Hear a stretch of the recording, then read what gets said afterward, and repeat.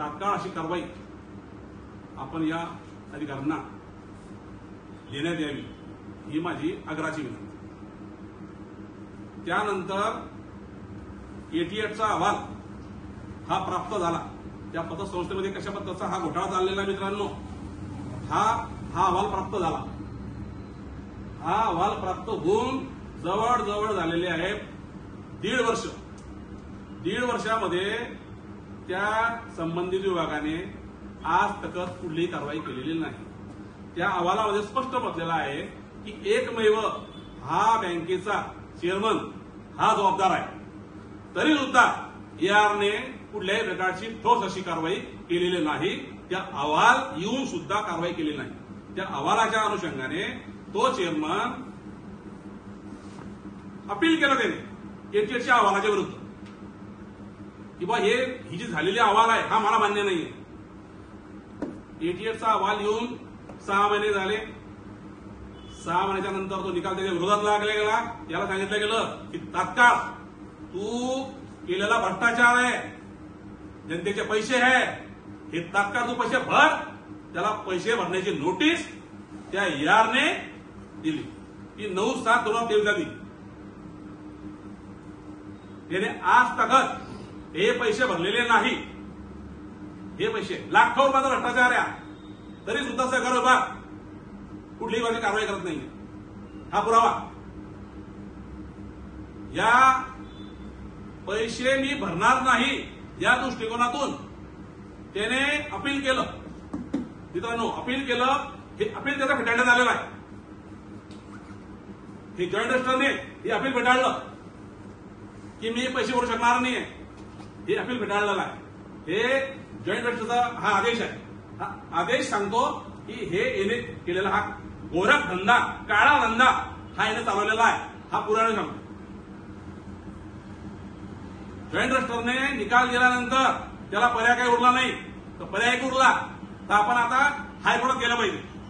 आपल्या हायकोर्टात हे आपण जो धंदा केलेला काळा धंदा हा पुढे आपण हा थांबवून घेऊ, परंतु तो थांबला नाही। सरकार आमचं महायुती सरकार आहे मित्रांनो।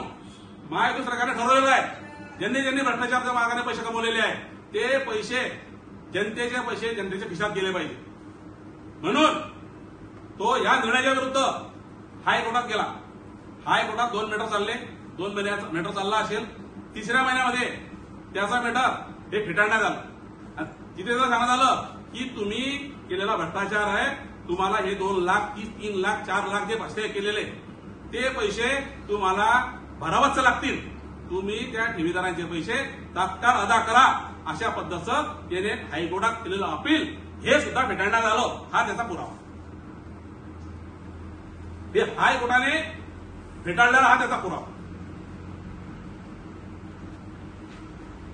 इतक्यावर न थांबता तो मासे हायकोर्टाला जुमानत नाही, जॉईंट रजिस्टरला जुमानत नाही, डीडीआरला जुमानत नाही, तो एआरला जुमानत नाही, तो जिल्हाधिकाऱ्याला जुमानत नाही। त्याने या नोटिशीला परत एक अपील तयार केलं। हालाकी ते अपील जे आहे तो कायद्याने करू शकत नाही। त्याने परत ही एक पळवाट काढली आणि या 98च्या प्रमाणपत्राला अपील केलं। अपील केलेलं आहे पुन्हा नाशिकला। हा त्याचा एक पुरावा।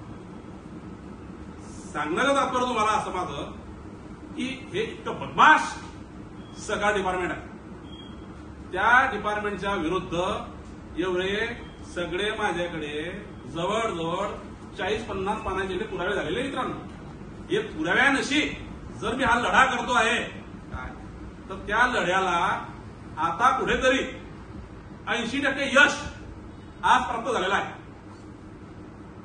या 20% उरलेलं जे काम आहे हे आता येणाऱ्या काही दिवसामध्ये त्या चेअरमनला अटक केल्याशिवाय, त्याने गोरगरिबाचे पैसे दिल्याशिवाय मी आणि माझी संघटना हे स्वस्थ बसणार नाही।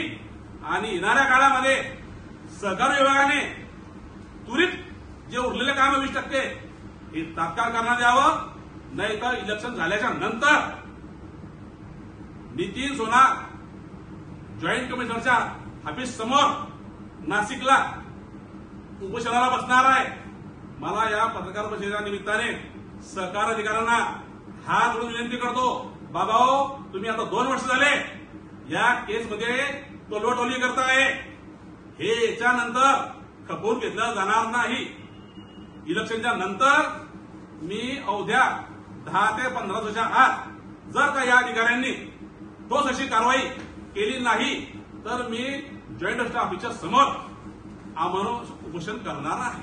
हे त्या प्रशासनाने या तक्रारीची दखल घेऊन लवकरात लवकर त्या भामट्या चेअरमनवरती पैसे भरण्यासाठी वापर करावा आणि त्या बँकेचं ऑडिट लावावं. ऑडिट लावल्यानंतर ऑडिट रिपोर्टच्या नुसार त्याच्यावरती तात्काळ गुन्हे दाखल करण्यात यावे व त्याला जेलची हवा खावण्यात यावी. या पत्रकार परिषदेच्या निमित्ताने मी प्रशासनाला आग्रहाची विनंती करतो आणि हे पुराव्यानिशी सादर केलेले कागद हे आमच्या भ्रष्ट मार्गाने कमवून ठेवलेले अधिकारी जे आहे यांच्यापर्यंत पोहोचले पाहिजे की हे पुरावे देऊन सुद्धा जर आपण कारवाई करत नसले तर आपल्यावर सुद्धा कारवाई होण्याची दाट शक्यता आहे. म्हणून तुम्ही एक चेअरमन वाचवता आहे तर तुमच्या स्वतःच्या हातकड्या तुम्ही तयार ठेवता आहे.